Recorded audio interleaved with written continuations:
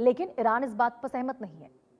America में आपात बैठकें हो रही है, रक्षा अधिकारियों की बैठक हो रही है, सुरक्षा की समीक्षा की गई है, राष्ट्रपति की ब्रीफिंग बढ़ाई गई है, सीक्रेट ऑपरेशन पर चर्चा हो रही है। पेंटागन ने विकल्प सुझाए हैं, जमीनी ऑपरेशन भी संभव है। भाई यहां पे खर्ग द्वीप पर कब्जे की तैयारी में ट्रंप हैं। ये बड़ी बात आपको बता रहे कि ट्रंप जिन्होंने ट्रुथ पर अभी कहा कि ये एक संकेत है और यहां पर बहुत बड़ा हमला करेंगे, शांति है तूफान के आने से पहले की, यही बातें हैं। अमेरिकी सैनिकों की तैनाती बढ़ चुकी है, खाड़ी में अतिरिक्त सेना भेज दी गई है उनकी ओर से, स्पेशल फोर्स को एक्टिव कर दिया गया है, हथियारों की डिलीवरी पहुंच रही है और ये युद्ध सामग्री पहुंचाई जा रही है, लगातार सामग्री पहुंचाई जा रही है। मेडिकल यूनिट पूरी तरह से तैयार है, लॉजिस्टिक सपोर्ट बढ़ा दी गई है। ये तैयारी आपको बता रहे डोनाल्ड ट्रंप की। और ईरान की क्या तैयारी, अब इसके बारे में भी जानिए। ईरान की तैयारी है, ईरान की मिसाइल यूनिट सक्रिय हो चुकी है, बैलिस्टिक मिसाइल तैनात हो चुके हैं, अंडरग्राउंड बेस तैयार किए जा चुके हैं, ड्रोन यूनिट्स अब एक्टिव हो चुके हैं, सेना को अलर्ट मोड पर रहने के लिए कह दिया गया है, रडार सिस्टम चालू कर दिया गया है। इससे आप समझ सकते हैं ईरान अमेरिका दोनों पूरी तरह से तैयार है। जमीनी स्तर पर अमेरिका यहां उतरकर ईरान पर हमले करने को लेकर तैयार है।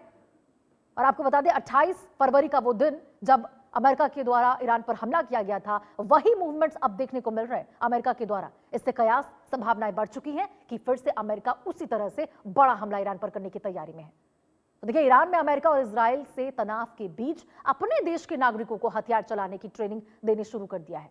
ईरान की सरकारी मीडिया ने इसका एक वीडियो भी साझा किया है, जिसमें देश भर की मस्जिदों में पुरुष, महिलाएं, युवा, सभी, यहां तक कि किशोर भी हथियार चलाने की ट्रेनिंग ले रहे हैं। बच्चे तक, आप समझिए, बच्चे तक हथियार चलाने की ट्रेनिंग ले रहे हैं। राज्य टेलीविजन ने इसे देश की रक्षा के लिए जनता की तैयारियों का हिस्सा बताया है, जिसमें 31 मिलियन से अधिक लोगों ने अपना रजिस्ट्रेशन करना शुरू कर दिया है, करवा चुके हैं 31 मिलियन लोगों ने। ईरानी सरकारी मीडिया के अनुसार इस रक्षात्मक एक्टिविटी को सीधे तौर पर जान फिदा बराए ईरान ऑपरेशन से जोड़ा गया है। इस अभियान का मुख्य उद्देश्य अमेरिका और इजराइल के साथ चल रहे मौजूदा संघर्ष के जवाब में देश के नागरिकों को इस्लामी गणराज्य के समर्थन में एकजुट करना है। तेहरान ने समर्थन में लोगों से खुद को वॉलंटियर्स के रूप में पंजीकरण करने का आह्वान किया है और राज्य मीडिया का दावा है कि इस अभियान में 31 मिलियन से अधिक लोगों ने अब तक रजिस्ट्रेशन कर लिया है।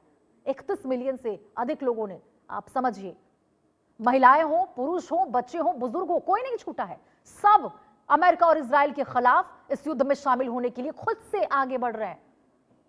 और देखिए, सीजफायर की कोशिशें फेल हो रही हैं लगातार। पाकिस्तान की मध्यस्थता में इस्लामाबाद में शांति वार्ता फेल हो रही है। ईरान के फॉर्मूले को अमेरिका ने ठुकरा दिया है। ट्रंप ने कहा है कि ईरान ने के बिना शर्त सरेंडर से कम कुछ भी मंजूर नहीं है।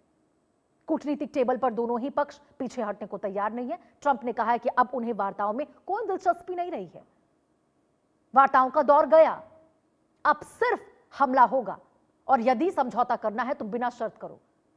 पेंटागन का आपको बता दें, पेंटागन का नया बजट, युद्ध की शुरुआत में अमेरिकी सेना के अरबों डॉलर स्वाहा हो चुके हैं, नुकसान आपको बता रहे अमेरिका की। पेंटागन ने अमेरिकी संसद से $200 बिलियन का अतिरिक्त बजट मांगा है। समझिए, बड़े पैमाने पर मिसाइलों और गोला बारूद का उत्पादन तेज किया गया है अमेरिका में, क्योंकि नुकसान ही इतना ज्यादा हो रहा। सीनेट में ट्रंप की युद्ध शक्तियों को सीमित करने का प्रस्ताव है। बार बार फेल अमेरिकी रक्षा मंत्री ने साफ किया है कि ऑपरेशन को बीच में नहीं रोका जाएगा। इसके बावजूद चाहे कितना भी नुकसान हो रहा हो, अमेरिका आर्थिक नुकसान उठाकर भी इस जंग को जीतने पर अड़ा हुआ है। सोचिए, इतना नुकसान हो चुका है, संसद में जाकर पैसे मांग रहे हैं आप, और लेकिन युद्ध से पीछे नहीं हटेंगे। अब इजराइल की सैन्य तैयारी तेज हो चुकी है, उसके बारे में भी आपको बता देते हैं। एयरफोर्स हाई अलर्ट पर है, बॉर्डर पर सुरक्षा मजबूत की गई है, मिसाइल सिस्टम एक्टिव कर दिया गया है। तात्कालिक रूप से अमेरिका से समन्वय बढ़ा लिया गया है। इजराइल की ओर से संयुक्त रणनीति की चर्चा अब तेज हो चुकी है और गुप्त बैठकों का दौर लगातार जारी है। इजराइल की रणनीति के बारे में भी आपको बताएं, इजराइल की रणनीति क्या है। इजराइल में 2026 के विधायी चुनाव नजदीक आ रहे हैं और ईरान पर हमले के बाद नेतन्याहू की लोकप्रियता 62% तक बढ़ चुकी है। यह भी एक मुख्य वजह आप समझिए, इस हमले, लगातार बढ़ रहे हमले को लेकर। इजराइल लक्ष्य ईरान की क्षेत्रीय शक्ति के रूप में मिटाना है, इजराइल का लक्ष्य है ये। इजराइल ईरान के वजूद को खत्म करने के लिए ज्यादा आक्रामक हो चुका है।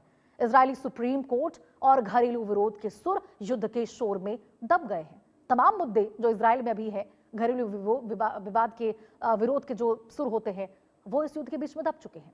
दुनिया में तीसरे विश्व युद्ध की चर्चा अब तेज हो चुकी है।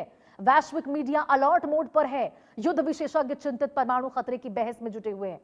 जनता में बेचैनी है, बाजारों में गिरावट लगातार बढ़ती जा रही और सोशल मीडिया पर लगातार डर बना हुआ है। ऐसी खबरें लगातार फैल रही है। ईरान पर कभी भी हमला हो सकता है।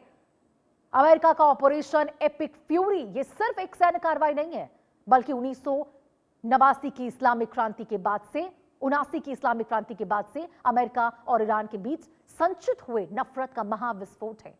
28 फरवरी 2026 की उस सुबह को याद कीजिए जब दुनिया कभी नहीं भूलेगी उसको, जब अमेरिका और इजरायली लड़ाकू विमानों ने ईरान के आसमान को चीरते हुए महज 12 घंटे में 900 से ज्यादा मिसाइलें दागी थी। और इस हमले का पहला और सबसे घातक शिकार बने थे ईरान के सर्वोच्च धार्मिक नेता अली खामनेई। लेकिन ईरान ने भी घुटने टेकने से इनकार कर दिया।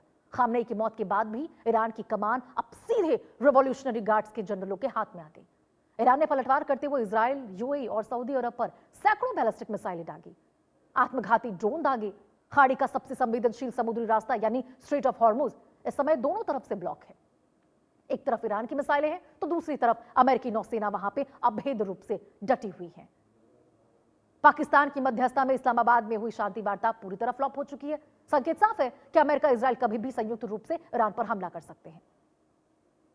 मध्यस्थता होने के बावजूद पाकिस्तान कुछ नहीं कर पा रहा, सिर्फ पिट्ठू बनकर रह गया यहां पे अमेरिका का भी और ईरान का भी। मध्यस्थता की बात उसकी ओर से की जाती है लेकिन निष्पक्ष बिल्कुल नहीं है। अपने घर में ईरान अपने बेस पर ईरान के विमानों को जगह देता है तो कैसी मध्यस्थता वो कर रहा है। इससे आप समझ जाइए बार बार जो शांति वार्ताएं फेल हो रही है क्या मुख्य वजह है इसकी, कि ईरान, अमेरिका और इजराइल रुकने को बिल्कुल तैयार नहीं है, कभी भी हमला कर सकते हैं। और ये संकेत इसलिए है क्योंकि सोशल मीडिया ट्रुथ पर डोनाल्ड ट्रंप की ओर से साफ तौर पर कह दिया है, उनकी ओर से कह दिया गया है कि यह शांति जो है वो बहुत बड़े तूफान आने से पहले की शांति है। जोरदार तरीके से हमला करेंगे तो आप समझ जाइए कि स्थिति कितनी दयनीय है। एक बार फिर वर्ल्ड वार की स्थिति बन चुकी है क्योंकि जो भी चीजें वैश्विक स्तर पर हो रही है, इजराइल, अमेरिका बनाम ईरान में जो भी हो रहा है, और ये तस्वीरें साफ तौर पर यह संकेत देती है कि वर्ल्ड वॉर 3 नजदीक है। ये हम देखिए ऐसे ही नहीं कह रहे हैं, तमाम जो चीजें चल रही है विश्व में, बार बार शांति की बात होती है लेकिन बावजूद इसके सीजफायर खत्म हो जाता है, फिर डेट बढ़ाया जाता है, फिर खत्म हो जाता है। युद्ध विराम की बात होती है, फिर खत्म हो जाता है।